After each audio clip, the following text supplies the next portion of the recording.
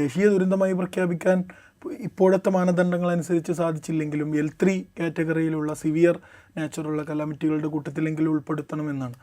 അതല്ല, ഇങ്ങനെയുള്ളൊരു മറുപടിയാണ് കേന്ദ്രം നൽകുന്നതെങ്കിൽ നമ്മുടെ SDRF ഫണ്ടിൽ നിന്ന് ചെലവഴിക്കേണ്ടി വരും.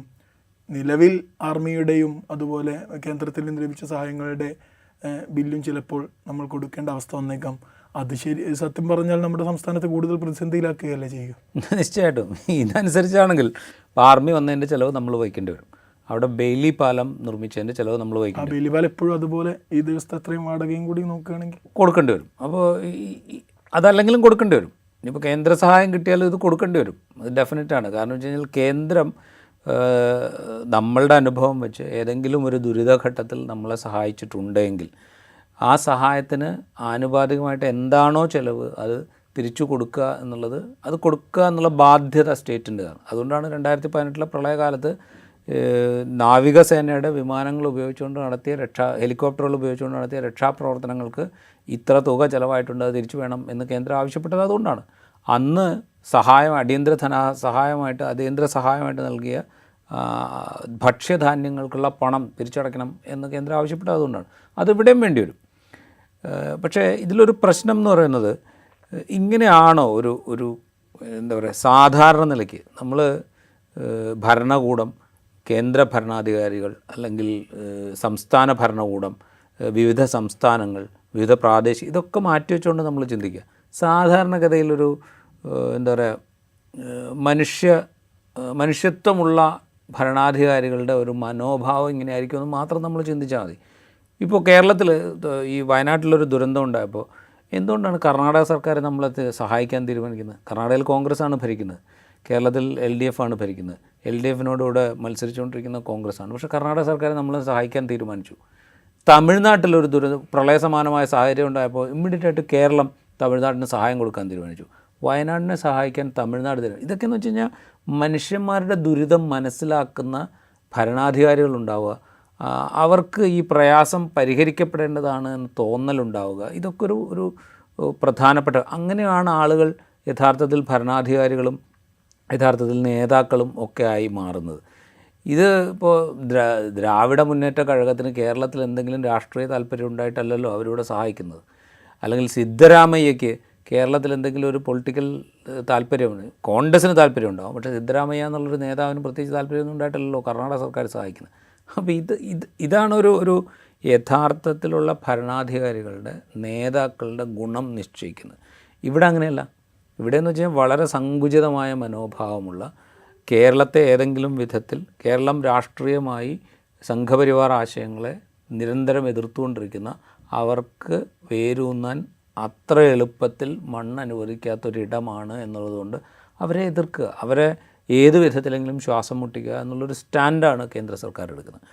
അപ്പോൾ യഥാർത്ഥത്തിൽ ഇവർ ഭരണാധികാരികളോ അല്ലെങ്കിൽ യഥാർത്ഥ നേതാക്കളോ ആയിട്ട് നമുക്ക് കാണാൻ പറ്റില്ല. ഇവരെന്ന് വെച്ചാൽ വൈരനിര്യാതന ബുദ്ധിയോടുകൂടെ പ്രവർത്തിക്കുന്ന, ഏത് വിധത്തിലും ഭിന്നിപ്പുണ്ടാക്കാൻ ശ്രമിക്കുന്ന ആളുകൾ മാത്രമാണ്. അവരിൽ നിന്ന് നമ്മൾ പ്രത്യേകിച്ചൊന്നും പ്രതീക്ഷിക്കേണ്ടതില്ല എന്നാണ് എനിക്ക് തോന്നുന്നത്. ഇനി അങ്ങോട്ട് എന്തെങ്കിലും പ്രശ്നം ഉണ്ടായാലും ഇത് തന്നെയായിരിക്കും മനോഭാവം എന്നുള്ള കാര്യത്തിൽ എനിക്ക് സംശയമൊന്നുമില്ല.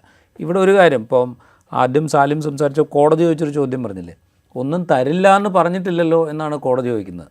കോടതിക്ക് തിരിച്ചു ചോദിക്കാം, ഇത്രയും കാലമായിട്ടും എത്ര കൊടുക്കും എന്ന് നിങ്ങൾ എന്തുകൊണ്ടാണ് പറയാത്തത് എന്ന് വേണമെങ്കിൽ ജുഡീഷ്യറിക്ക് ചോദിക്കാം, ചോദിക്കാം. ഈ രണ്ട് ചോദ്യത്തിനും രണ്ട് സാഹചര്യമാണ്. ആ സാഹചര്യം എന്ന് പറയുന്നത്, ഒന്ന് 251 പേര് മരിച്ച ഇത്രയും വലിയൊരു ദുരന്തമുണ്ടായൊരു സാഹചര്യത്തിൽ ഇത്രയും ദിവസം കഴിഞ്ഞിട്ടും കേന്ദ്ര സംഘം വന്ന് അസസ് ചെയ്തു, കേരളം എന്താ പറയുക കൃത്യമായ മാനദണ്ഡങ്ങൾക്കനുസരിച്ച് അപേക്ഷ കൊടുത്തു, മെമ്മോറാണ്ടം കൊടുത്തു. ഇതൊക്കെ കഴിഞ്ഞ് ഇത്രയും ദിവസമായിട്ടും നിങ്ങൾ എന്തുകൊണ്ടാണ് ഇതിന് നഷ്ടപരിഹാരം കൊടുക്കുമോ ഇല്ലയോ, അല്ലെങ്കിൽ നിങ്ങൾ എന്തെങ്കിലും സഹായം കൊടുക്കുമോ ഇല്ലയോ എന്നുള്ള കാര്യത്തിലൊരു തീരുമാനം എടുക്കാത്തത്, നിങ്ങൾ എന്തെങ്കിലും കൊടുക്കുമോ ഇല്ലയോ എന്നുള്ളത് എന്താണ് പച്ചയ്ക്ക് പറയാത്തത് എന്ന് വേണമെങ്കിൽ കോടതിക്ക് ചോദിക്കാം. അതിന് പകരം കോടതി ചോദിക്കുന്നത് ഒന്നും തരില്ല എന്ന് പറഞ്ഞിട്ടില്ല. അതിലൊരു പ്രശ്നമുണ്ട്. കാരണം വെച്ച് കഴിഞ്ഞാൽ അവിടെ ഇരിക്കുന്ന എന്തോ ഒരു ജന്മിയാണ്, ഇവിടെ ഇരിക്കുന്ന ഏതോ ഒരു കുടിയാനാണ്. അപ്പോൾ ജന്മി ഒന്നും തരില്ല എന്ന് ഇതേവരെ പറഞ്ഞിട്ടില്ലല്ലോ എന്ന് കോടതി ഈ കുടിയാനെ ഓർമ്മിപ്പിക്കുന്ന മട്ടിലാണ് എനിക്ക് തോന്നിയത് അത് കേട്ടപ്പോൾ. ഇഷ്ടമാണ് നിങ്ങളിങ്ങനെ ഇച്ഛിച്ചു നിന്നോളൂ എന്നുള്ളൊരു, അതെ, ആ ഒരു മനോഭാവം അവിടെ പ്രകടമാണ്. അതെ.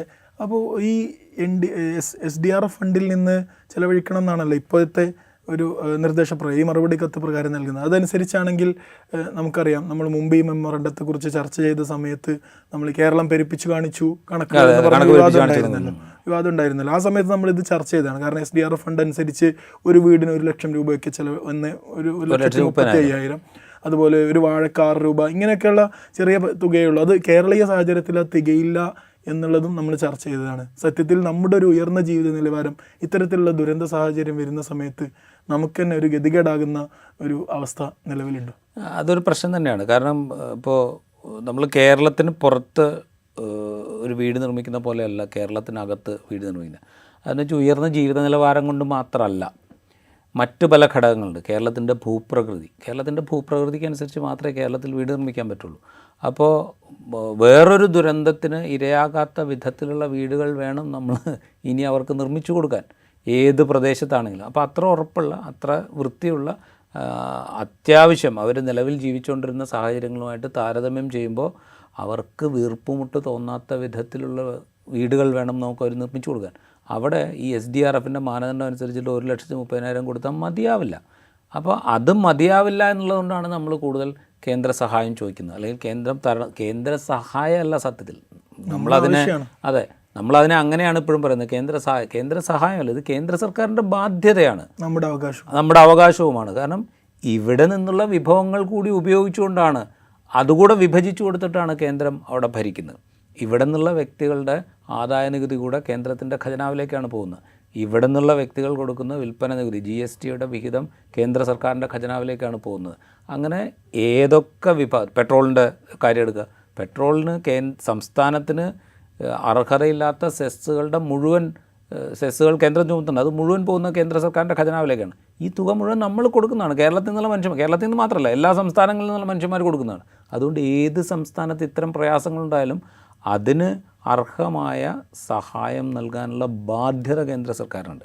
അതൊരു സഹായമല്ല, അതൊരു ബാധ്യതയാണ് കേന്ദ്ര സർക്കാരിന്. ആ ബാധ്യതയിൽ നിന്നാണ് അവർ രാഷ്ട്രീയം മുൻനിർത്തി മാറി നിൽക്കുന്നത്. എന്നിട്ട് പറയാണ്, നിങ്ങളുടെ SDRFൽ ഫണ്ടുണ്ടല്ലോ, CMDRF മുഖ്യമന്ത്രിയുടെ ദുരിതാശ്വാസ നിധിയിൽ നിന്ന് ഇതുവരെ പണം ചെലവഴിച്ചില്ലല്ലോ.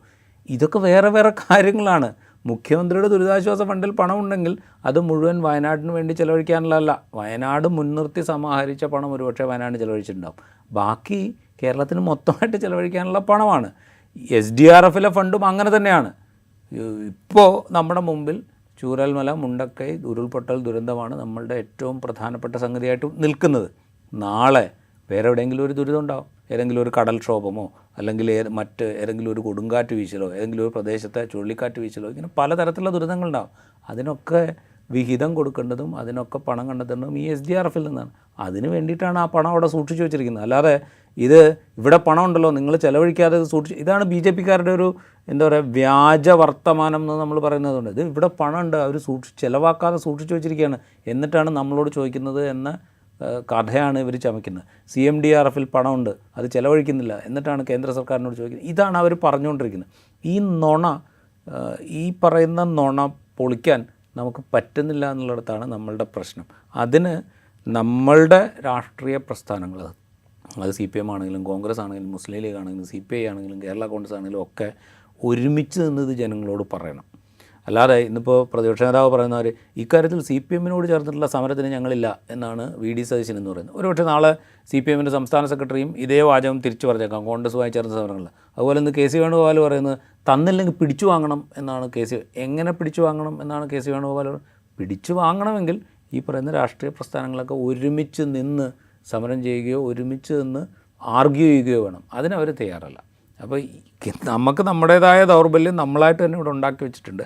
അതിന്മേലാണ് സത്യം പറഞ്ഞാൽ കേന്ദ്ര സർക്കാർ ഈ പറയുന്ന എന്താ പറയുക വാദങ്ങൾ നിരത്തുകയും ആ നുണകൾ ജനങ്ങളുടെ മുമ്പാകെ അവതരിപ്പിക്കുകയും ചെയ്യുന്നത് എന്നുള്ളതാണ് പ്രശ്നം.